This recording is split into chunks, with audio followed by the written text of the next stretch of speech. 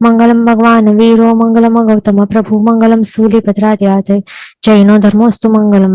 જૈનોલોજી 2 માં આપણું આ જીવ વિચાર પ્રકરણ એ ચાલી રહ્યું છે. એમાં આપણે લાસ્ટ ક્લાસમાં તિર્યંચ પંચેન્દ્રિય અને તિર્યંચ પંચેન્દ્રિય જીવોના 20 કુલ ભેદ જોયા અને ઓવરઓલ તિર્યંચોના 48 કુલ ભેદો જોયા. હવે નારકીના ભેદ આવે છે. બરાબર. પંચેન્દ્રિયમાં કોણ કોણ આવે? પંચેન્દ્રિય જીવોમાં ચાર આવે. કોણ આવે? એક તો નારકીઓ આવે, તો આ છે એ આપણે હમણાં જોઈશું. તિર્યંચ પંચેન્દ્રિયો આવશે તો આપણે જોઈ લીધા. પછી મનુષ્ય અને દેવતાઓ આવશે, આગળ આવવાનું છે. બરાબર. 4 પ્રકારના પંચેન્દ્રિય જીવોમાં. તો હવે નારકી જે પંચેન્દ્રિય છે એમના પાસે 5 ઇન્દ્રિયો હોય. એમના શરીર ભલે જેવું પણ હોય, અશુભ પૂતગલોથી બનેલું હોય, વૈક્રિય શરીરથી બનેલું હોય, પણ ઇન્દ્રિયો કેટલી છે? 5 છે. સ્પર્શેન્દ્રિય, રસનેન્દ્રિય, ઘ્રાણેન્દ્રિય, ચક્ષુરેન્દ્રિય અને શ્રોત્રેન્દ્રિય. એમના ભેદ 14 કેવી રીતે થાય છે? તો તે જે 7 નરકો છે, 7 નરક પૃથ્વીઓ છે, તો એમના નરકના નામ શું બતાવે છે? રત્નપ્રભા, શર્કરા પ્રભા, વાલુકા પ્રભા, પંક પ્રભા, ધૂમ પ્રભા, તમઃપ્રભા, તમસ્તમઃ પ્રભા. એમના ગોત્રીય નામ છે ધમ્મા, વંશા, સેલા, અંજના, રિષ્ટા, મઘા, માઘવતી. તો નારકીના ભેદ 14 કેવી રીતે થાય છે? તો એના ઉપર બેસ્ટ છે. 7 નરક પૃથ્વીઓની અંદર શું રહેલા છે? નરકાવાસો. દરેક નરકોમાં અમુક નરકાવાસો રહેલા હોય છે અને એ નરકાવાસોમાં નારકીઓની ઉત્પત્તિ થાય છે કુંભીઓમાં. એ ધ્યાન રાખવાનું. નારકીઓની ઉત્પત્તિ ત્યાં થાય છે. તો એ બેસ્ડ અપોન ધ નરક. 7 નરકોમાં ઉત્પન્ન થનારા નારકી જીવોને 7 વિભાગોમાં ડિવાઈડ કરેલું છે. તો એવી રીતે 7 નારકીઓના ભેદ થાય છે. એમાં પણ પર્યાપ્તા અને અપર્યાપ્તા એવી રીતે એના 2 સબ ડિવિઝન્સ કરીએ દરેકના, તો ટોટલ 14 ભેદ થાય છે. એ ધ્યાન રાખવાનું. તો પર્યાપ્તા નારકીઓ કેવા હોય કે જેમની સ્વયોગ્ય એવી 6 પર્યાપ્તિઓ પરિપૂર્ણ કર્યા બાદ તેમનું મરણ થાય છે, તો એમને પર્યાપ્તા નારકીના જીવો કહેવાય છે. એમ પણ નારકીઓ માટે શું હોય છે? એમનું આયુષ્ય કેવું હોય છે કે એમને જેટલું આયુષ્ય કર્મ બાંધેલું હોય તો એ ટૂંકાવી શકાતું નથી. સંપૂર્ણ આયુષ્ય એમને ભોગવવું જ પડે છે અને પછી જ મરણ થઈ શકે છે. એના પહેલા, એનાથી એક સમય પહેલા પણ એમનું મરણ થઈ શકાતું નથી.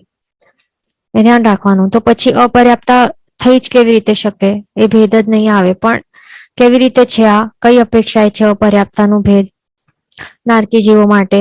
એમના ઉત્પત્તિ સમય જ્યારે હોય છે, હજી તે નારકીનો જીવ છે એ સ્વયોગ્ય એવી 6 પર્યાપ્તિઓ પરિપૂર્ણ કરી રહ્યો છે, પ્રોસેસમાં છે, તો ત્યારે જ શું હોય છે? સ્ટાર્ટિંગમાં જ. એટલે કે પહેલી તો છે આહાર પર્યાપ્તિ પરિપૂર્ણ કરે, પછી શરીર, પછી ઇન્દ્રિય પર્યાપ્તિ.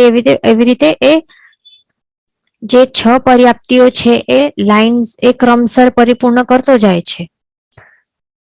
તો હજી એને 6 પર્યાપ્તિઓ હજી પરિપૂર્ણ કરી નથી. બરાબર. 6 પર્યાપ્તિઓ હજી પરિપૂર્ણ નથી કરી, પણ કરશે. એ તો કરવાનું જ છે. એ કમ્પલસરી છે, તો કરવાનું જ છે. બરાબર. પણ ઓન ધ પ્રોસેસ છે, હજી કરી રહ્યો છે. તો એ વખતે એ સમયોમાં એ શું કહેવાશે? અપર્યાપ્તા કહેવાશે. એ ધ્યાન રાખવાનું. તો એવી રીતે નારકીઓના અપર્યાપ્તા કરીને 7 પ્રકારો પણ બતાવે છે. તો એવી રીતે 7 + 7 એવી રીતે 14 ભેદ થાય છે નારકીના જીવોના. એ ધ્યાન રાખવાનું. બરાબર. એટલે કે એવું ધ્યાન રાખવાનું, અપર્યાપ્ત જીવોનું શું હોય કે સ્વયોગ્ય પર્યાપ્તિ પરિપૂર્ણ કર્યા વિના, એનાથી પહેલા જે તેઓ મૃત્યુ પામે એમને અપર્યાપ્ત જીવો કહેવાય છે. એ ડેફિનેશન તો છે, પણ નારકીના જ્યારે નારકીઓની વાત આવે છે તો ત્યારે શું હોય છે? આપણને ધ્યાન રાખવાનું કે તેઓ અપર્યાપ્ત, તેમનું મૃત્યુ નથી થતું. બરાબર. અપર્યાપ્ત અવસ્થામાં મૃત્યુ નથી થતું, પણ પર્યાપ્ત અવસ્થામાં જ મૃત્યુ થાય છે. ધ્યાન રાખવાનું. અપર્યાપ્ત કેવી રીતે થાય છે? માત્ર જ્યારે એ જે સ્વયોગ્ય 6 પર્યાપ્તિઓ પરિપૂર્ણ કરી રહ્યો છે, હજી નથી કરી, તો માત્ર એ સમયમાં તેમને અપર્યાપ્તા કહેવાય છે અને પછી તો પર્યાપ્તા બનશે જ આગળ. ધ્યાન રાખવાનું. તો એવી રીતે નારકીના 14 ભેદ આપણે જોયા. હવે છે અઢીદ્વીપનું ટૂંક સ્વરૂપ. એ શા માટે આપણને શીખવું જરૂરી છે? સો દેટ આપણને આગળ શું આવવાનું છે? આ છે ને મનુષ્યના ભેદો આવવાના છે 303. તો એ સમજવા માટે આપણને અહીંયા બતાડે છે. અઢીદ્વીપનું ટૂંક સ્વરૂપે સમજવું જરૂરી છે. તો એમાં શું બતાવે છે? જંબુદ્વીપનું બતાડે છે. તો આપણે જોઈ લઈએ જંબુદ્વીપ શું છે. આ છે જંબુદ્વીપ. જંબુદ્વીપ એટલે જો સૌથી સેન્ટરનું જે આઈલેન્ડ છે, જેનું શેપ કેવું છે? થાળી જેવું ગોલ છે. રોટલી જેવું ચપટો ગોલ નથી, પણ થાળીમાં કિનારા હોય ને, ઊભા કિનારા હોય, બોર્ડર્સ હોય, આવી હોય ને થાળી, તો જેના એવા બોર્ડર્સ હોય, ઊભા કિનારા હોય બોર્ડર્સમાં, તો એને કહેવાય થાળી જેવો ગોલ. પણ રોટલી તો ચપટી હોય ને, આવી હોય. તો રોટલી જેવો ચપટો ગોલ નથી, પણ થાળી જેવો ગોલ છે આ જંબુદ્વીપ. બીજું એમાં શું બતાડે છે કે એનું 1 લાખ એની ડાયમીટર છે. આવી રીતે લાંબો પહોળો કહેવાય. એટલે કે લાંબો પહોળો એવી રીતે કહેવાય. ક્યાંથી પણ આપણે મેઝરમેન્ટ કરીએ એનું, તો 1 લાખ આવશે નહીં એનું ડાયમીટર. એ ધ્યાન રાખવાનું. અને આ સૌથી સેન્ટર વાળું સેન્ટર મોસ્ટ આઈલેન્ડ છે આ જંબુદ્વીપ. જે તીર્છાલોક છે ને, તીર્છાલોક ક્યાં છે? અહીંયા હવે આ 14 લોક છે ને સંપૂર્ણ. અહીંયા ઉર્ધ્વલોક છે, નીચે છે અધોલોક, પણ આ તીર્છાલોક સેન્ટરમાં છે. મધ્યલોક કે તીર્છાલોક. તો અહીંયા જે સેન્ટર પોર્શન છે, તો અહીંયા અસંખ્ય દ્વીપ સમુદ્રો રહેલા છે. તો સૌથી સેન્ટરમાં શું છે? અહીંયા મેરુ પર્વત ભલે દેખાય છે, પણ મેરુ પર્વત ક્યાં સ્થિત છે? સૌથી સેન્ટરમાં જંબુદ્વીપ છે. એની વચ્ચે મેરુ પર્વત છે.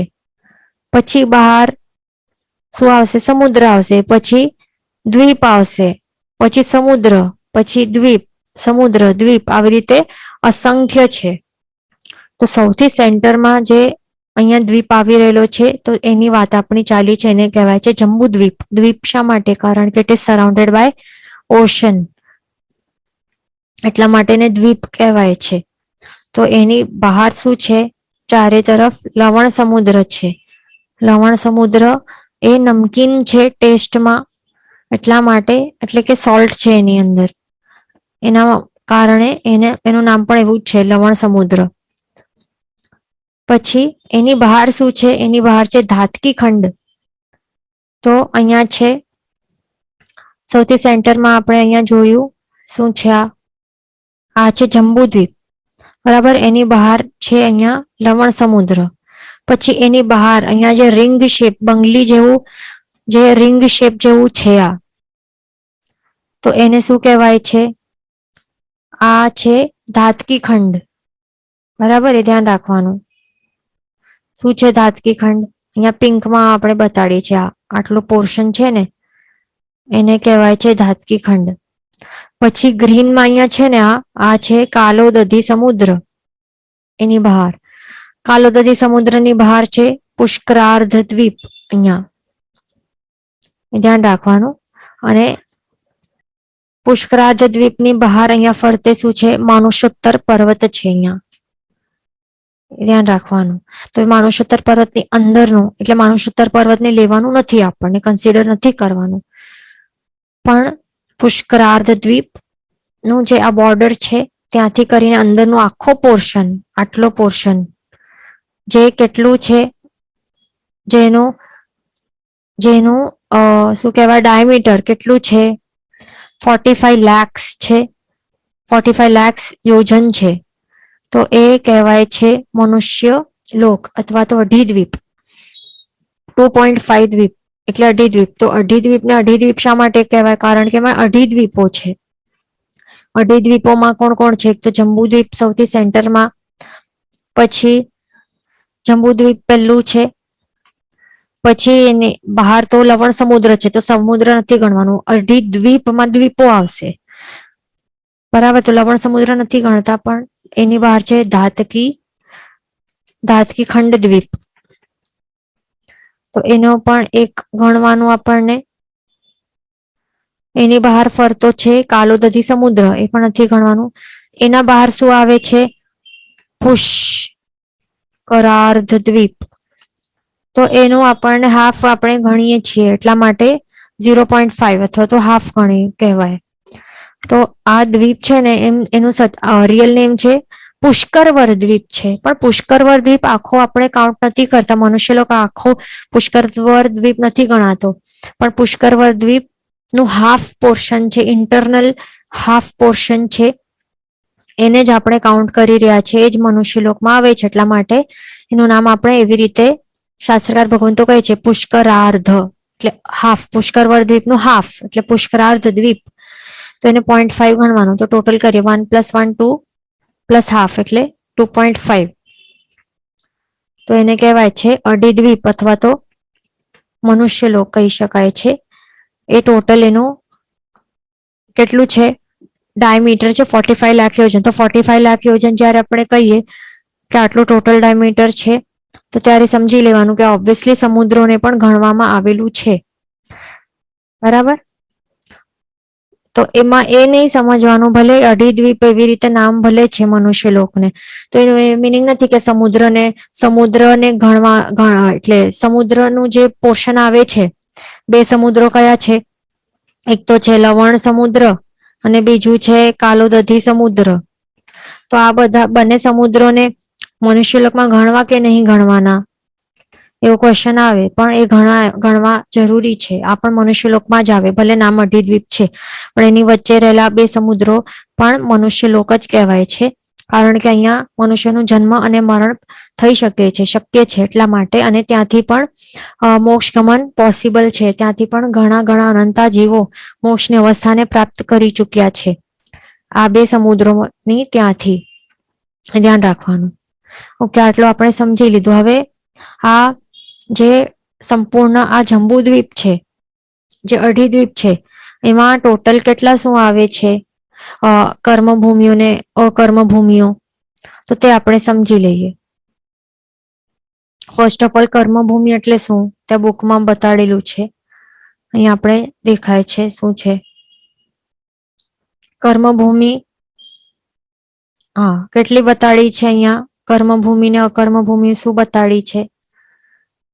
15 કર્મભૂમિઓ છે, 30 અકર્મભૂમિ અને 56 અંતરદ્વીપો આવેલા છે. ક્યાં? અઢી દ્વીપમાં, એટલે કે મનુષ્ય લોકમાં. તો હવે કર્મભૂમિ એટલે શું? એનું ડેફિનેશન શું છે? તો જ્યાં અસી મસી અને કૃષિ અને રાજ્ય અને ધર્મની વ્યવસ્થા હોય તેને સિમ્પલ વર્ડ્સમાં કર્મભૂમિ કહેવાય છે. અસી એટલે કે શસ્ત્રો, વેપનરી, પછી બોમ્બ્સ ને જે પણ હોય ને કે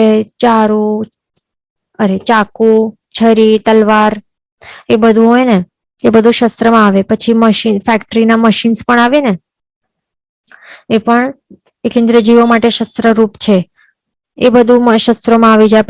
પછી મસી એટલે કે લેખન કે વ્યાપાર બિઝનેસ, પછી લેખન કાર્ય એટલે કે બુક્સ રિલેટેડ કંઈ પણ ચોપડાના વ્યવહાર કરતા હોય, એ બધું મસીમાં આવી જાય. એ પણ ક્યાં થાય? માત્ર કર્મભૂમિઓમાં થતું હોય.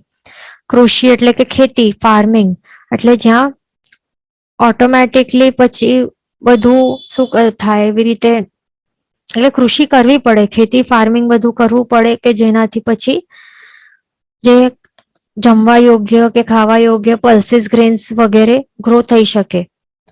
તો એ ફાર્મિંગ ને બધું કરવું પડે. ત્યાં કલ્પવૃક્ષ નહીં હોય કે જે ઈચ્છિત જે પણ હોય તો તે ભોજન આપી દે. કર્મભૂમિમાં નહીં હોય, એટલા માટે પોતે પોતાના ખેતીઓ કરવી પડે, કૃષિ ફાર્મિંગ કરવું પડે.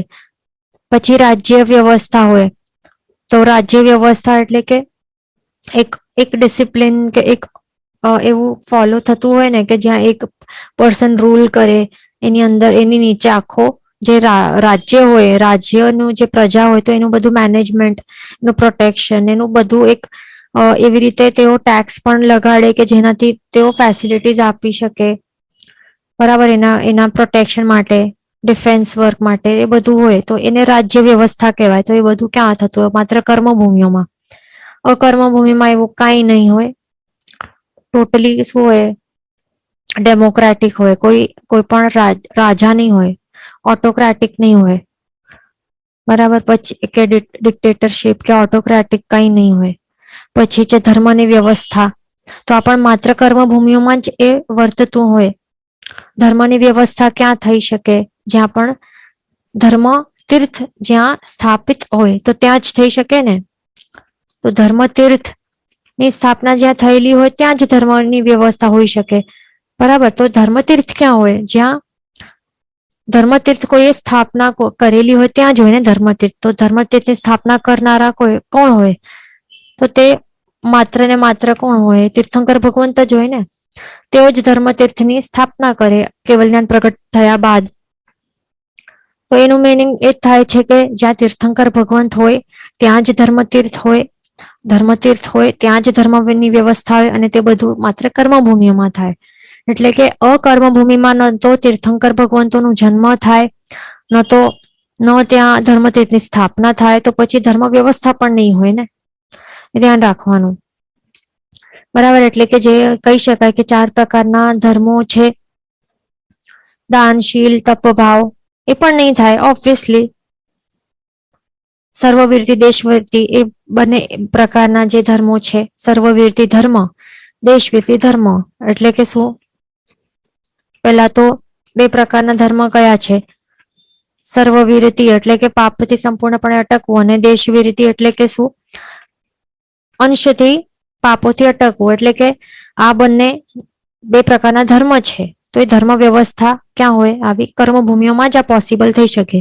એટલે કે ત્યાં જ દીક્ષા સ્વીકારી શકાય છે. સામયિક બધું પૌષધ ને બધું કરતા હોય કે શ્રાવકના 5 અણુવ્રતો કે 12 વ્રતો સ્વીકારે. અકર્મભૂમિમાં એ બધું ન કરતા હોય. અને બીજા પ્રકારના 4 ધર્મો પણ છે. શું છે? 4 પ્રકારના ધર્મ: દાન, શીલ, તપ અને ભાવ.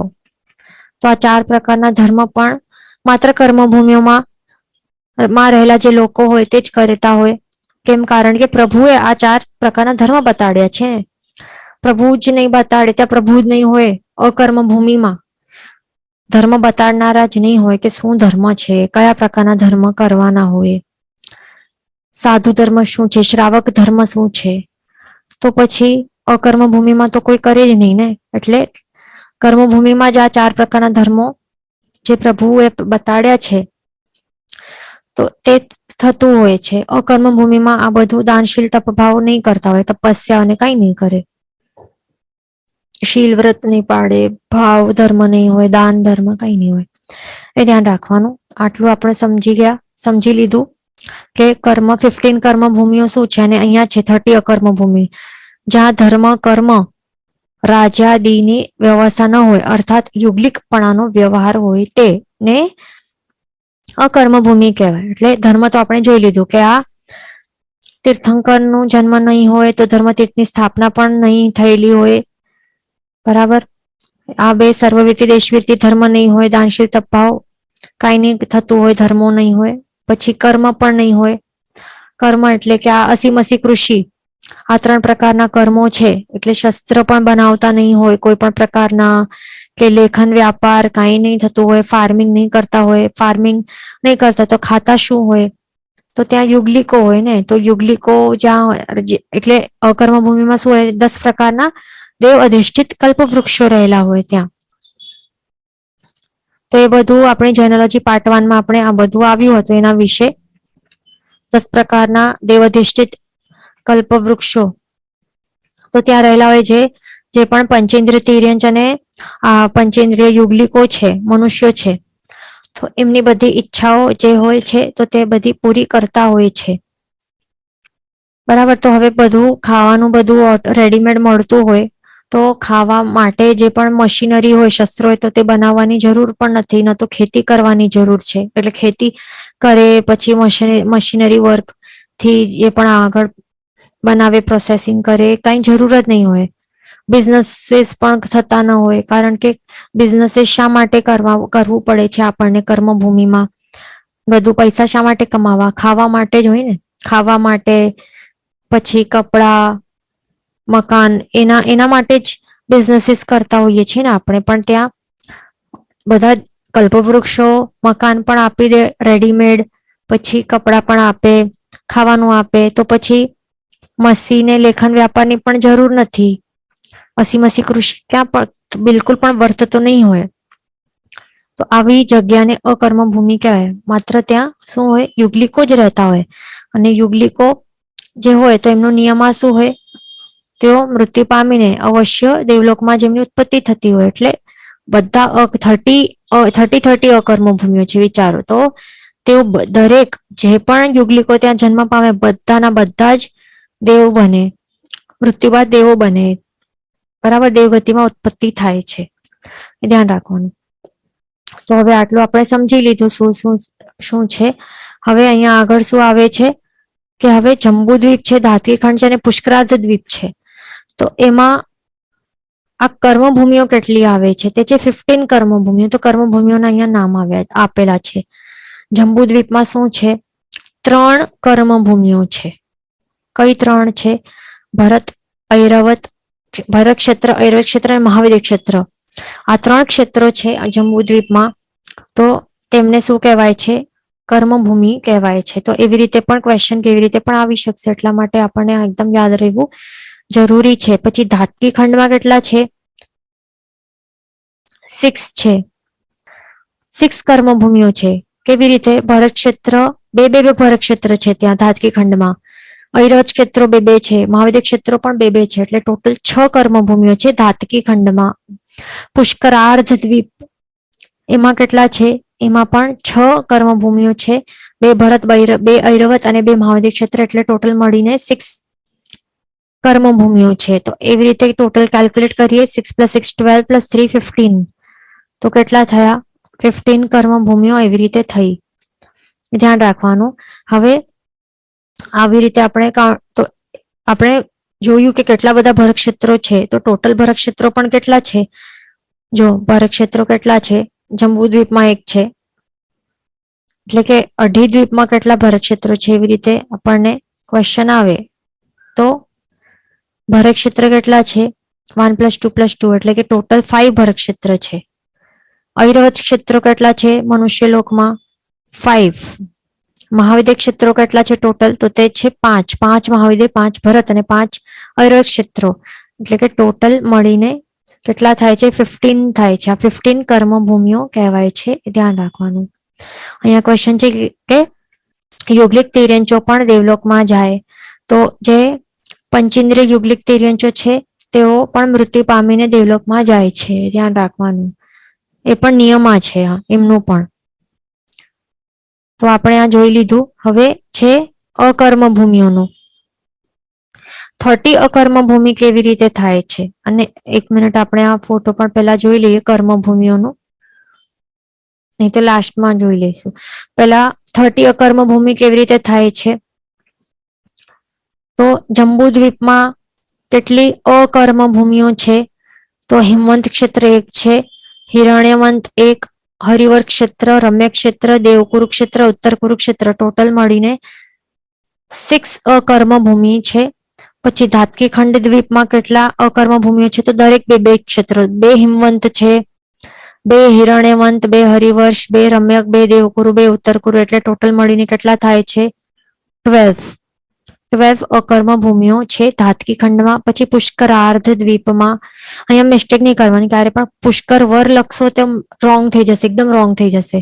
પુષ્કરાર્ધ લખવું કમ્પલસરી છે, અથવા તો અર્ધ પુષ્કરવર દ્વીપ પણ લખશો તો પણ એ રાઈટ થશે, એ ધ્યાન રાખવાનું. એટલે શું? પુષ્કરાર્ધ રાઈટ છે, અથવા તો અર્ધ પુષ્કરવર દ્વીપ આ પણ રાઈટ છે. પણ માત્ર પુષ્કરવર દ્વીપ લખશો તો એ રોંગ છે, કારણ કે એ આખો મનુષ્યલોક નથી. પછી પુષ્કરાર્ધ દ્વીપમાં કોણ છે? કેટલા છે અકર્મભૂમિઓ? 2 હિમવંત, 2 હિરણ્યવંત, 2 હરિવર્ષ, 2 રમ્યક, 2 દેવકુર અને 2 ઉત્તર કુરુ. એટલે ટોટલ મળીને 12. તો આવી રીતે ટોટલ કેલ્ક્યુલેટ કરશું 12 + 12 24 + 6 30 એટલે આવી રીતે થઈ ગયા 30 અકર્મ ભૂમિઓ. હવે ટોટલ હિંમત ક્ષેત્રો કેટલા છે આવી રીતે જો 5 છે એટલે 5 ટોટલ હિંમત ક્ષેત્રો, 5 હિરણ્યવંત, 5 હરિવર્ષ, 5 રમ્યક, 5 દેવકુરુ અને 5 ઉત્તરકુરુ એટલે ટોટલ મળીને કેટલા થાય 5 6 are 30. એવી રીતે પણ યાદ રાખી શકાય છે, એ ધ્યાન રાખવાનું. તો આવી રીતે કુલ ટોટલ 30 અકર્મ ભૂમિઓ થાય છે. બરાબર. હવે બીજું 56 અંતરદ્વીપ પણ અહીંયા બતાડ્યા છે. તો 56 અંતરદ્વીપ શું છે? લઘુ હિમવંત પર્વતની લવણ સમુદ્રમાં પૂર્વ અને પશ્ચિમ ઈસ્ટ વેસ્ટ દિશામાં બે બે દાડાઓ. બરાબર. લઘુ હિમવંત પર્વત છે તો એમાં બે બે દાડાઓ અને શિખરી પર્વત ની બે બે દાડાઓ આવી રીતે નીકળે છે. તો એવી રીતે ટોટલ દાડાઓ કેટલી થઈ ઈસ્ટ વેસ્ટમાં? અહીંયા લઘુ હિમવંતની ત્યાં બે બે છે એટલે અહીંયા 4 થઈ અને શિખરી પર્વતની બે બે છે એટલે કે 4 + 2 + 2 4 દાડાઓ થઈ. બરાબર. એટલે 4 + 4 અહીંયા કેટલું થઈ ગયું 8. ટોટલ 8 દાડાઓ થઈ ગઈ. હવે દરેક દાડાઓ ઉપર 7 અંતરદ્વીપો રહેલા છે. દરેક ઉપર 7 અંતરદ્વીપો છે એટલે કે શું કરવાનું 7 8 are 56 કરવાનું. 7 × 8 કરવાનું એટલે ટોટલ 56 થાય છે. તો આ રીતે ટોટલ 56 અંતરદ્વીપો થાય છે. બરાબર. એમને અંતરદ્વીપ શા માટે કહેવાય છે? કારણ કે તે જે લવણ સમુદ્ર છે તો લવણ સમુદ્રની અંદર એ દાડાઓ રહેલી છે. બરાબર. આસપાસ એની આસપાસ શું છે? ચારે બાજુ પાણી રહેલું છે એટલા માટે અંતરદ્વીપ કહેવાય છે. તો એનો પણ ફોટો આપણે સમજી લઈએ તો ખ્યાલ આવશે. શું અહીંયા બતાડે છે? અહીંયા પહેલા તો શું લેવાનું આપણને? જંબુદ્વીપ લેવાનું. ક્યાં છે આ? જંબુદ્વીપ ની ત્યાં છે, યાદ રાખવાનું. બરાબર. આખા અઢી દ્વીપમાં બીજે ક્યાં નથી, માત્ર જે જંબુદ્વીપ છે સેન્ટર મોસ્ટ દ્વીપ આઇલેન્ડ છે તો ત્યાં રહેલું છે. બરાબર. આ જંબુદ્વીપ છે એની બહાર શું છે? અહીંયા લવણ સમુદ્ર છે, યાદ રાખવાનું. આ છે લવણ સમુદ્ર. હવે આપણને શું કરવાનું છે? જે લઘુ હિમવંત પર્વત છે તો ક્યાં આવે છે? ભરત ક્ષેત્ર અને હિમવંત ક્ષેત્રની વચ્ચે અહીંયા જે આવે છે એને કહેવાય છે લઘુ હિમવંત પર્વત. જેમ અહીંયા આપણને દેખાય છે. શું દેખાય છે? આ આવો આ માઉન્ટેન દેખાય છે ને, આવો આખો આખો લાંબો આવી રીતે. તો એને કહેવાય છે લઘુ હિમવંત પર્વત. હવે લઘુ હિમવંત પર્વતની લવણ સમુદ્રમાં પૂર્વ અને પશ્ચિમ દિશામાં, પૂર્વ થઈ ગયું આ ઈસ્ટ પૂર્વ અને આ પશ્ચિમ છે આ વેસ્ટ. તો પૂર્વ અને પશ્ચિમ દિશામાં બે બે દાડાઓ છે. તો બે દાડાઓ તો બે બે દાડાઓ ને એટલે કે ઈસ્ટમાં બે દાડાઓ, અહીંયા આ છે 1 અને 2 બે દાડા. પછી અહીંયા વેસ્ટમાં પણ બે દાડા આવી રીતે. તો કેટલી થઈ 3 અને 4 કેટલી થઈ 4 દાડાઓ થઈ ગઈ. અને આવી જ રીતે શિખરી પર્વતની ત્યાં પણ લેવાનું છે. તો શિખરી પર્વત ક્યાં છે? આ ઐરવત ક્ષેત્ર છે અને આ હિરણ્યવંત ક્ષેત્ર છે. બંનેની વચમાં રહેલું છે. આ આવી રીતે દેખાય છે. આ શિખરી પર્વત છે. આ આખો લાંબો આટલો આ શિખરી પર્વતની ત્યાં આવી જ રીતે પૂર્વ અને પશ્ચિમમાં એટલે ઈસ્ટ આ છે અને આ વેસ્ટ છે. ઈસ્ટમાં બે દાડાઓ અહીંયા 1 અને 2 અને વેસ્ટમાં પણ બે દાડાઓ અહીંયા 1 અને અહીંયા 2. તો આવી રીતે ટોટલ અહીંયા પણ 4 દાડાઓ થઈ. એટલે ટોટલ 4 + 4 કેટલી થઈ છે? 8 દાડાઓ થઈ ટોટલ. હવે શું કરવાનું છે? દરેક દાડા ઉપર 7 અંતરદ્વીપો આપણને ગણવાના છે. બરાબર. દરેક દાડા ઉપર. તો આ પહેલી છે આ દાડા, તો એના ઉપર 7 છે. આ અહીંયા જો છે આ 7, અહીંયા 1 2 3 4 5 6 7 આવી રીતે 7 દાડા આ પહેલે દાડા ઉપર. હવે બીજી દાડા ઉપર પણ અહીંયા 7 અંતરદ્વીપો ગણવાના છે. તો અહીંયા પણ 7, અહીંયા પણ 7, અહીંયા પણ 7, અહીંયા પણ 7, અહીંયા પણ 7. શું છે? આ બધા અંતરદ્વીપો છે. અહીંયા પણ 7 અંતરદ્વીપ, અહીંયા પણ 7 અંતરદ્વીપ. એટલે ટોટલ કુલ કેટલી દાડાઓ છે? 8 દાડાઓ છે. દરેક દાડા ઉપર 7 અંતરદ્વીપ છે. એટલે 7 8 are 56 અંતરદ્વીપ થાય છે. ધ્યાન રાખવાનું. બરાબર. એ આપણે સમજી લીધું. હા, તો હવે આપણને શું કરવાનું છે? કર્મભૂમિ અકર્મભૂમિનો ફોટો પણ આપણે જોવાનું હતું, એ પણ આપણે સમજી લઈએ. તો અહીંયા આપણને શું દેખાય છે? આ ફોટો, આ છે મનુષ્યલોક કે અઢીદ્વીપનો ફોટો છે. તો એમાં આપણને શું જોવાનું હતું કે આ ક્યાં શું છે, બરાબર? આ બરાબર સમજાશે આપને. અહીંયા સેન્ટરમાં અહીંયા છે જંબુદ્વીપ. પછી આ જ લાઈન ઉપર સમજી લેવાનું કે લવણ સમુદ્ર છે. આ લાઈન, આ રેડ લાઈન જ છે લવણ સમુદ્ર. પછી એની બહાર અહીંયા આટલું છે ધાતકી ખંડ, અને એની બહાર કાલોદધી સમુદ્ર પણ સમજી લેવાનું, ભલે અહીંયા અલગથી લાઈન બતાડેલી નથી તો પણ સમજી લેવાનું. પછી એના અહીંયા બહાર છે પુષ્કરાર્ધ દ્વીપ, ધ્યાન રાખવાનું. તો અહીંયા છે આપણું અઢીદ્વીપ એટલે મનુષ્યલોક છે આખો, બરાબર. તો હવે શું જોવાનું હતું આપણને? કર્મભૂમિઓ 15 ક્યાં છે, બરાબર, ટોટલ. તો પહેલા તો જંબુદ્વીપની અંદર રહેલી કર્મભૂમિઓ આપણને જોવાની છે. તો જંબુદ્વીપમાં કેટલી કર્મભૂમિ છે યાદ રાખવાનું? 3 કર્મભૂમિઓ છે. ક્યાં છે?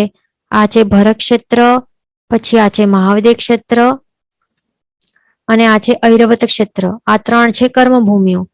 પછી શું જોઈએ આપણે? ધાતકી ખંડમાં કેટલી કર્મભૂમિઓ છે? ધાતકી ખંડમાં 6 કર્મભૂમિઓ છે.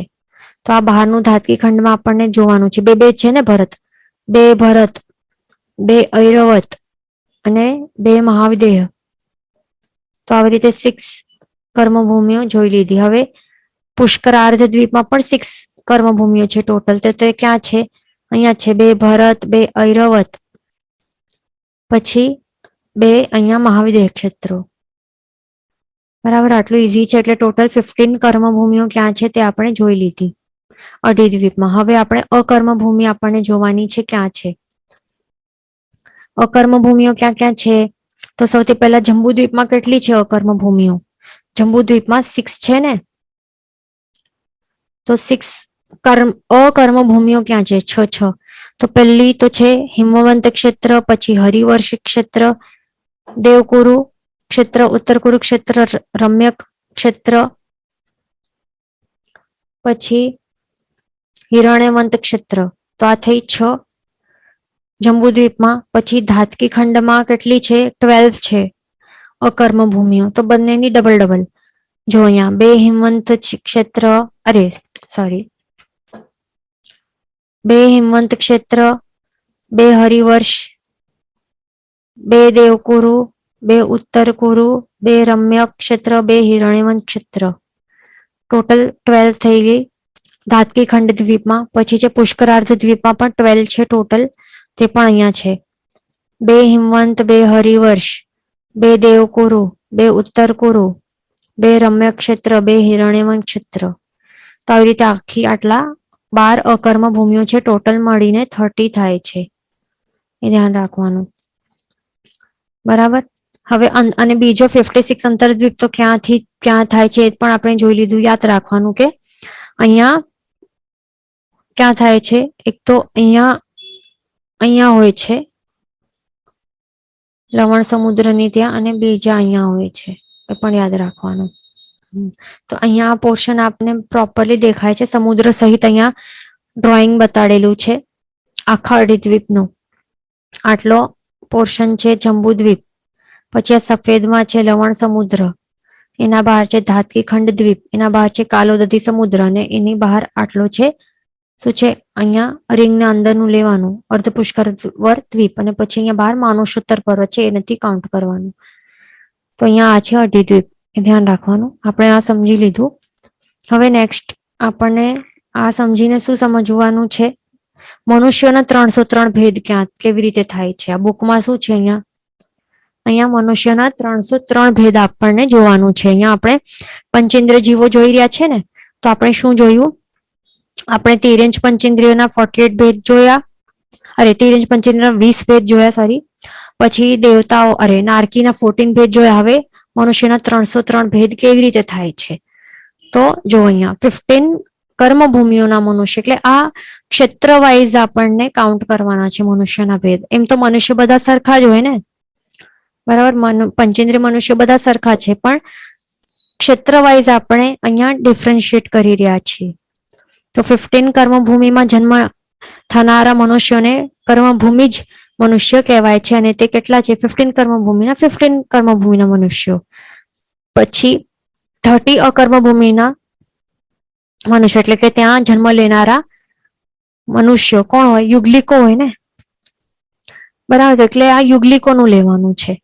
તો આ 30 હોય છે. 30 અકર્મભૂમિમાં જન્મ લેનારા યુગલિકો એને મનુષ્ય જ કહેવાય છે. તો તે પછી 56 અંતર્દ્વીપના મનુષ્યો. તો હવે આપણને લાગશે તો અહીંયા કોણ છે? તો આ 56 અંતર્દ્વીપો પણ આ એવા જ હોય છે, યુગલિકો હોય છે એમાં પણ ધ્યાન રાખવાનું. તો હવે 15 + 30 + 56 ટોટલ કરશું એડઅપ તો કુલ 101 ભેદ થાય છે મનુષ્યોના. પણ હવે હજી આગળ હવે શું કરવાનું છે આપણને? જે હવે દરેકને આપણને ગર્ભજ અને સમૂર્છિમ આવી રીતે બે પ્રકારમાં આપણને એને ડિવાઈડ કરવાનું છે, બરાબર. અને એમાંથી જે સમૂર્છિમ હોય ને તો સમૂર્છિમમાં કોણ હોય? માત્ર અપર્યાપ્ત જ મનુષ્યો હોય. કોઈ ક્યારે પણ યાદ રાખવાનું, પર્યાપ્ત મનુષ્યો હોય ને, આપણે પર્યાપ્ત છીએ ને, આપણે બધા કોણ છીએ? આપણે બધા જે પણ ક્લાસમાં છીએ કે જે આપણને મનુષ્યો ફરતા હલતા ફરતા દેખાય છે ને, મોટા મોટા મનુષ્યો, એ બધા કોણ છે? બધા પર્યાપ્ત જ છે. એ ધ્યાન રાખવાનું. ગર્ભજ છે અને એ પણ પર્યાપ્ત જ છે. જે દેખાય છે ને અહીંયા હલતા ફરતા, એ બધા ગર્ભજ પર્યાપ્ત મનુષ્યો જ છે. એ ધ્યાન રાખવાનું. એટલે કે કોઈ પણ પર્યાપ્ત મનુષ્ય હોય ને એ ક્યારે પણ સમૂર્છિમ નહીં હોઈ શકે. આપણને લાગે કે સમૂર્છિમ એટલે શું? મન વગરના.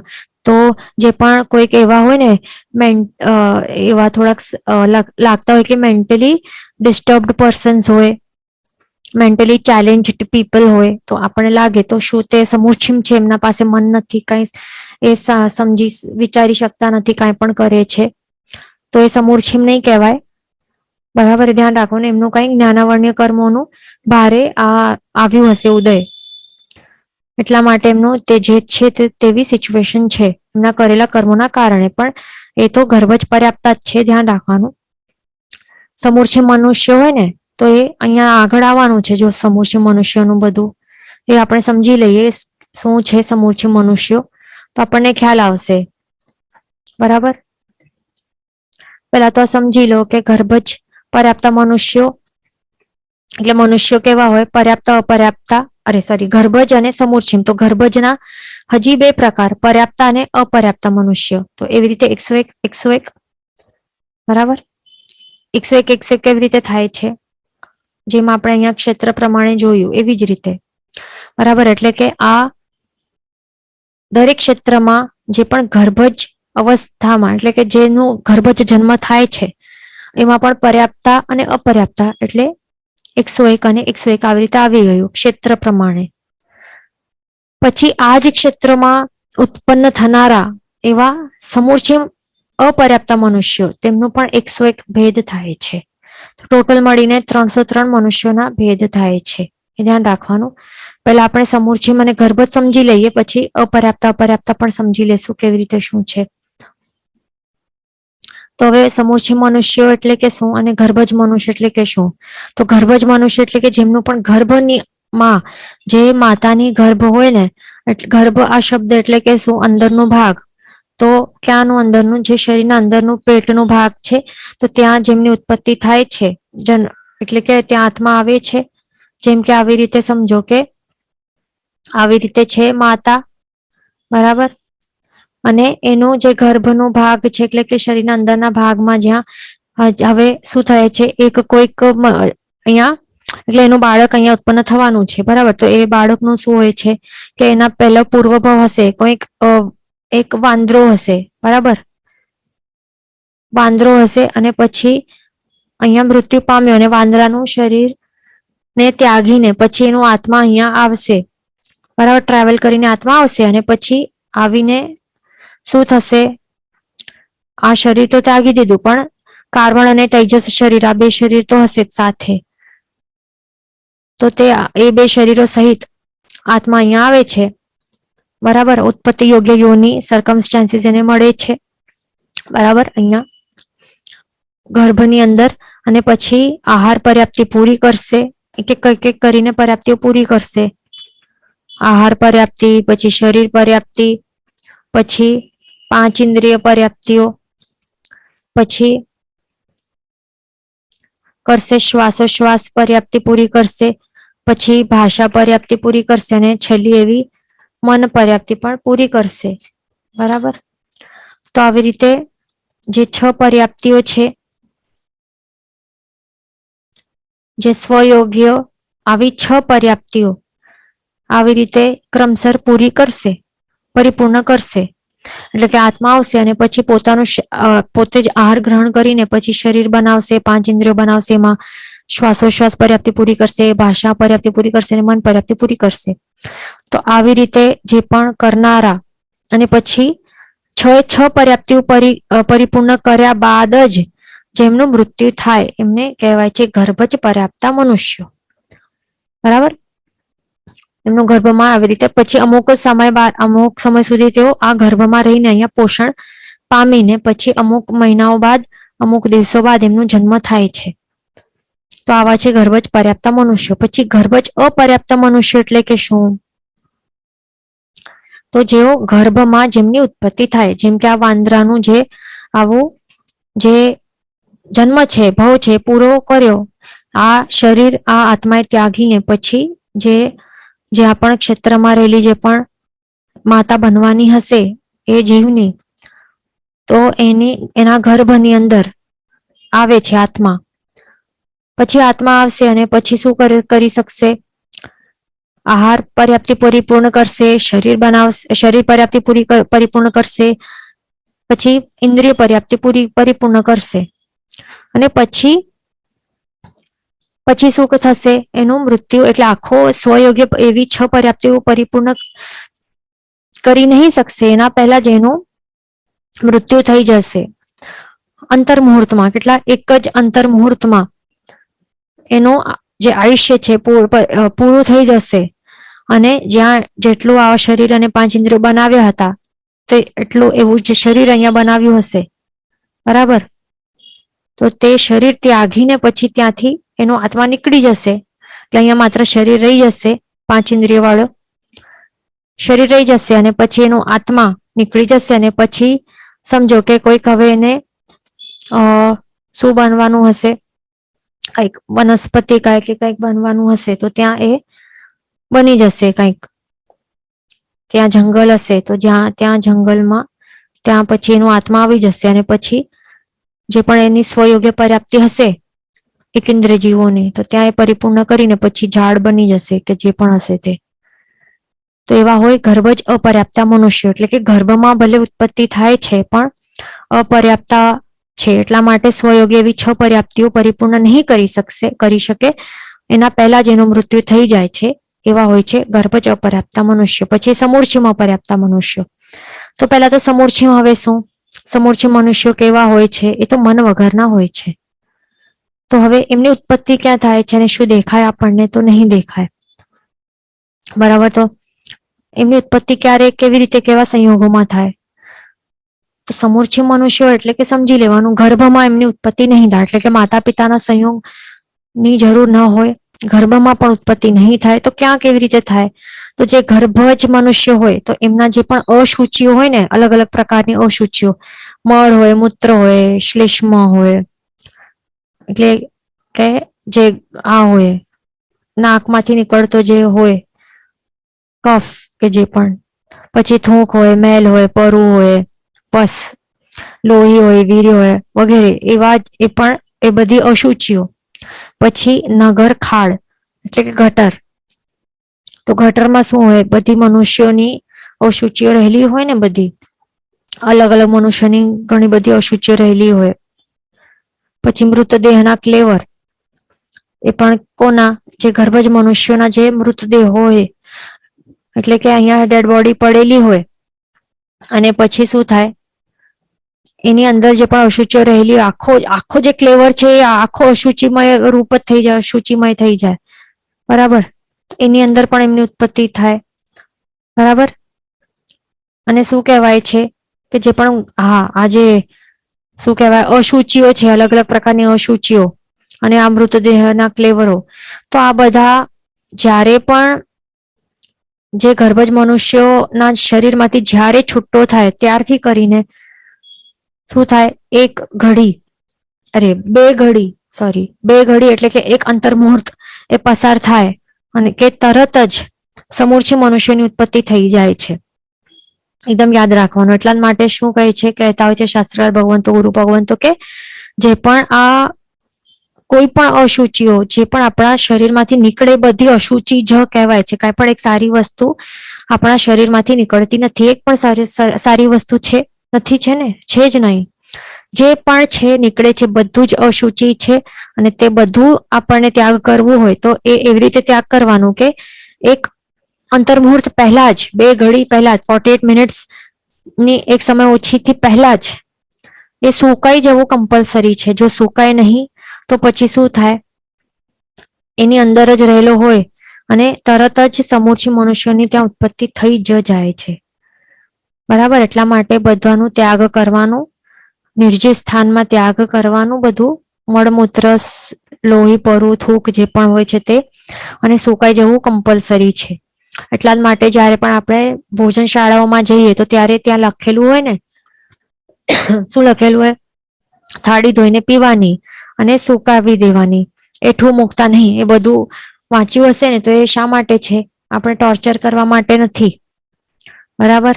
એનું આ જ રીઝન છે. કેટલાક ત્યાં ઉભા રહેતા હોય ને, જે આપણે ડિશિસ મૂકતા હોય ખાવાનું વાપર્યા બાદ, અને શું કહે ત્યાં એઠું મૂકવા નહીં દે પણ શું કહે કે વાપરી લેવું કમ્પલસરી છે, આપણે વાપરી લો. ત્યાં તો એ આપણને ટોર્ચર કરવા માટે ઉભા નહીં રહેતા હોય, પણ આ અસંખ્ય સમૂર્ચિ મનુષ્યોની રક્ષા માટે ત્યાં ઉભા હોય છે. અને આટલા માટે આ બધો અમુક રૂલ્સ આપણને બહાર છે તો એ ઘરમાં પણ ફોલો કરવાના છે, એમ નહીં કે બહાર જ ફોલો કરવાના. દરેક જગ્યાએ આપણને ફોલો કરવાનું, એઠવાડું નહીં મૂકવાની, કારણ કે એમાં આપણી થૂક મિશ્રિત હોય છે એઠા ખાવામાં કે પાણીમાં. એટલા માટે ઓછું લેવાનું, વારંવાર લઈ શકો પણ ઓછું લેવાનું જેટલું, અને લઈ લીધું તો આખો જ વાપરી લેવાનું જરૂરી છે. અને થાળી ધોઈને માત્ર મૂકી નહીં દેવાની, વેટ થાળીને નહીં મૂકવાની, કારણ કે એમાં પણ સલાઈવા થૂક મિશ્રિત હોય તો પછી એમાં પણ શું થાય, 48 મિનિટ્સ બાદ અસંખ્ય પ્રમાણમાં, કેટલા અસંખ્ય એટલે કે અનકાઉન્ટેબલ, 1, 2, 3 નહીં પણ અનકાઉન્ટેબલ આપણા જેવા જ પંચેન્દ્રિય સમૂર્છિ મનુષ્યની ઉત્પત્તિ થઈ જાય છે. જન્મ મરણનું એમનું જે આ છે ને એ સ્ટાર્ટ થઈ જાય છે સાયકલ. જન્મ મરણ ચાલુ થઈ જાય અને બધું પાપ આપણને જ લાગે છે, જે એઠું છોડે ને એને. એટલે થાળી ધોઈને પીવાની અને સાથે સાથે એનું ડ્રાય કરવું કમ્પલસરી છે. બરાબર. બીજું છે, એઠા મોઢે બોલવું પણ ન જોઈએ. જ્ઞાનાવરણી કર્મોનું ભારે શું થાય, બંધ થાય છે. એ ધ્યાન રાખવાનું. બરાબર. તો બીજું આ ધ્યાન રાખવાનું કે સમૂર્છિ મનુષ્ય આપણને દેખાતા ન હોય, આપણી જે ચર્મચક્ષુ છે એના દ્વારા આપણે એમને જોઈ નહીં શકીએ, એ ધ્યાન રાખવાનું. એકદમ એ નાનકડા હોય છે, અંગુલના અસંખ્યાતમાં ભાગ જેટલા હોય છે. એમના શરીરનો અવગાહના ઊંચાઈ કેટલી હોય, અંગુલનો અસંખ્યાતમાં ભાગ જેટલું. એટલા માટે કોઈ પણ માઇક્રોસ્કોપ કે કાંઈ પણ વસ્તુ વડે આપણે જોઈ નહીં શકવાના. ચર્મચક્ષુની તે વાત દૂર છે. બીજું એમનું એ પણ ધ્યાન રાખવાનું કે આ આપણા પાસે કેવા પંચેન્દ્રિયો છે, 5 ઇન્દ્રિયો છે ને, બસ આવી જ રીતે આ સમૂર્છિ મનુષ્યો પણ પંચેન્દ્રિય છે. 5 ઇન્દ્રિયો એમને પરિપૂર્ણ કરેલા હોય છે, એ ધ્યાન રાખવાનું. બરાબર. શું સમૂર્છિમ કેવા હોય, મન વગરના કહેવાય. બરાબર. મન વગરના હોય. તેઓ પોતાના આત્મકલ્યાણ માટે વિચારી તો શકતા નથી, ન તો પાસ્ટ અને ફ્યુચરનું પોતાના એના માટે વિચારી શકતા નથી. એવા મન વગરના સમૂર્છિમ હોય. બરાબર. અને વળી અપર્યાપ્તા હોય. આ કમ્પલસરી છે, પણ સમૂર્છિ મનુષ્યો એને બધા અપર્યાપ્તા હોય. બરાબર. માત્ર આહાર પર્યાપ્તિઓ પરિપૂર્ણ કરી શકે, શરીર પર્યાપ્તિ ત્યાં પરિપૂર્ણ કરી શકે, અને 5 ઇન્દ્રિય પર્યાપ્તિઓ. તો એ ઇન્દ્રિય પર્યાપ્તિમાં 5 આપણી જેમ જ સ્પર્શનેન્દ્રિય, ઘ્રાણેન્દ્રિય, ચક્ષુરેન્દ્રિય, શ્રોત્રેન્દ્રિય, રસનેન્દ્રિય, આ બધી 5 ઇન્દ્રિયો તેઓ પરિપૂર્ણ કરી લે છે. તો આવા પંચેન્દ્રિય મનુષ્યોની હિંસા કરવાનું કેટલું પાપ લાગે. એટલા માટે આ બહુ ધ્યાન રાખવું જરૂરી છે. તો સીધો પંચેન્દ્રિય મનુષ્યોની હિંસાનું પાપ લાગે છે. ભલે તે સમૂર્છિમ અને અપર્યાપ્તા ટાઈપના છે ભલે, બરાબર, અને અપર્યાપ્ત છે એટલા માટે સ્વયોગ્ય એવી જે પર્યાપ્તિઓ છે તો તેઓ પરિપૂર્ણ નહીં કરી શકે, એ ધ્યાન રાખવાનું. 3 પર્યાપ્તિઓ પરિપૂર્ણ કર્યા બાદ એમનું માત્ર એક અંતર મુહૂર્તની અંદર જ એમનું મૃત્યુ થઈ જાય છે. પછી આટલા નાનકડું આયુષ્ય, આટલી નાનકડી હાઈટ હોય છે એમના શરીરની, ધ્યાન રાખવાનું. બરાબર. અહીંયા ક્વેશ્ચન છે કે યુગલિકમાં પણ અપર્યાપ્ત અને સમૂર્છિમ હોય તો યુગલિકો હોય ને, તો યુગલિકો કેવા હોય? બધા જે પર્યાપ્તા હોય છે એ ધ્યાન રાખવાનું. બરાબર. યુગલિકો બધા કેવા હોય છે? બધા પર્યાપ્તા હોય છે, ધ્યાન રાખવાનું. બરાબર. અને બધા ગર્ભજ જ હોય છે, પણ સમૂર્છિમ યુગલિકો નહીં હોય છે, એ ધ્યાન રાખવાનું. અને અપર્યાપ્તા પણ નહીં હોય. પછી અહીંયા ક્વેશ્ચન છે કે અહીંયા આપણને જે બતાડ્યા છે ને, 30 સકર્મ ભૂમિના મનુષ્યો, બરાબર, અહીંયા શું બતાડ્યું છે? અને આ સમૂર્છિમ 101 સમૂર્છિમ અપર્યાપ્ત મનુષ્ય, તો એમાં આપણને યુગલિક નથી સમજવાનું, એ ધ્યાન રાખવાનું. પણ મનુષ્ય ગતિવાળા જે પણ ત્યાં ઉત્પન્ન થાય છે ને, તો તેને અહીંયા ગણાવ્યા છે, એ ધ્યાન રાખવાનું છે આપણને. એટલે કે કોઈ પણ યુગલિક હોય ને તે સમૂર્છિમ એટલે ટ્વિન્સ એટલે જોડકા નહીં હોય. સમૂર્છિમ હોય, સમૂર્છિમ મનુષ્ય કેવા સિંગલ જ ઉત્પન્ન થતા હોય છે. આવા યુગલિકોને કહેવાય. યુગલિક એટલે કે જે જોડકા, આવા ટ્વિન્સ વાળા હોય છે ને, તો આવા જોડકા સમૂર્છિમ મનુષ્ય બે એવી રીતે નહીં હોય, એ ધ્યાન રાખવાનું. પણ માત્ર તે ક્ષેત્રમાં જે ઉત્પન્ન થાય છે સમૂર્છિમ મનુષ્યો, એટલા માટે એમને 101 સમૂર્છિમ અપર્યાપ્ત મનુષ્યના ભેદ બતાડ્યા છે, એ ધ્યાન રાખવાનું છે આપણને. બરાબર. તો એ જ રીતે ગર્ભજ અપર્યાપ્ત મનુષ્ય માટે પણ આપણને એ જ સમજવાનું છે, એ ધ્યાન રાખવાનું કે યુગલિકો અપર્યાપ્ત નહીં હોય, એ ધ્યાન રાખવાનું. મૃત્યુ તેઓ અપર્યાપ્ત અવસ્થામાં એ પ્રાપ્ત નહીં કરતા હોય, એ ધ્યાન રાખવાનું. હવે એ આગળની થોડોક ડિટેલમાંની વાત છે, યાદ રહે તો ઠીક છે, નહીં તો બુકમાં લખી લેવાનું. બરાબર. પછી ક્વેશ્ચન છે કે અકર્મ ભૂમિમાં તો યુગલિક જ હોય ને? હા, તો અકર્મ ભૂમિમાં કેવા યુગલિક હોય છે? ગર્ભજ પર્યાપ્ત યુગલિક હોય છે, ધ્યાન રાખવાનું. બરાબર. કેવા હોય? ગર્ભજ પર્યાપ્તા યુગલિક હોય છે, એ ધ્યાન રાખવાનું. બસ. પણ જે સમૂર્છિમો હોય છે તો ત્યાં હોય છે તો એને યુગલિક નહીં કહેવાય, સમૂર્છિમ મનુષ્યને યુગલિક નહીં કહેવાય. સમૂર્છિમ મનુષ્યને સમૂર્છિમ મનુષ્ય જ કહેવાય છે, એ ધ્યાન રાખવાનું. અહીંયા ક્વેશ્ચન છે કે તો 101 ભેદ કેવી રીતે થાય છે? અહીંયા ક્વેશ્ચન છે કે અકર્મ ભૂમિમાં તો યુગલિક જ હોય ને, તો 101 ભેદ કેવી રીતે? તો હમણાં આપણે કહ્યું ને કે અકર્મ ભૂમિઓ છે 30 અકર્મ ભૂમિના મનુષ્યો છે આ, બરાબર, અને 56 અંતર્દ્વીપના મનુષ્યો છે આટલા. તો આટલા ક્ષેત્રની અંદર જે ઉત્પન્ન થાય છે એવા સમૂર્છિમ મનુષ્યો જે હોય છે, સમૂર્છિમ અપર્યાપ્ત મનુષ્યો, તો તેને અહીંયા આપણને ગણાવ્યા છે. પણ એ નથી કે આ ક્ષેત્રની અંદર જે છે ને, એવું નથી કે જે આ ક્ષેત્ર છે, બરાબર, આ બંને ક્ષેત્રો છે, તો તેની અંદર જે પણ મનુષ્યો ઉત્પન્ન થાય છે તો તે બધા જ યુગલિક જ હોય, તો એવું જરૂરી નથી. પણ માત્ર એ જરૂરી છે કે જે પણ ગર્ભજ પર્યાપ્તા મનુષ્યો હોય છે, આ ક્ષેત્રની જે પણ ઉત્પન્ન થાય છે તો તે કમ્પલસરી યુગલિક જ હોય, એ ધ્યાન રાખવાનું. બરાબર. પણ સમૂર્છિમ મનુષ્યો, સમૂર્છિમ અપર્યાપ્ત મનુષ્યો જો અહીંયા ઉત્પન્ન થાય અને ગર્ભજ અપર્યાપ્ત મનુષ્યો પણ આવી રીતે જે પણ હોય છે, જે અપર્યાપ્ત અવસ્થામાં જે પણ મૃત્યુ પામવાના છે, તો જે આ બંને ક્ષેત્રોની અંદર ઉત્પન્ન થાય તો તે યુગલિક નહીં હોય, એ આપણને યાદ રાખવાનું છે. जिन वचन विरुद्ध बोलायु હોય તો મિચ્છામિ દુક્કડમ સર્વમંગલ માંગલ્યમ સર્વકલ્યાણ કારણમ પ્રધાનમ સર્વધર્માણમ જયમ જયતિ શાસનમ પ્રણામ.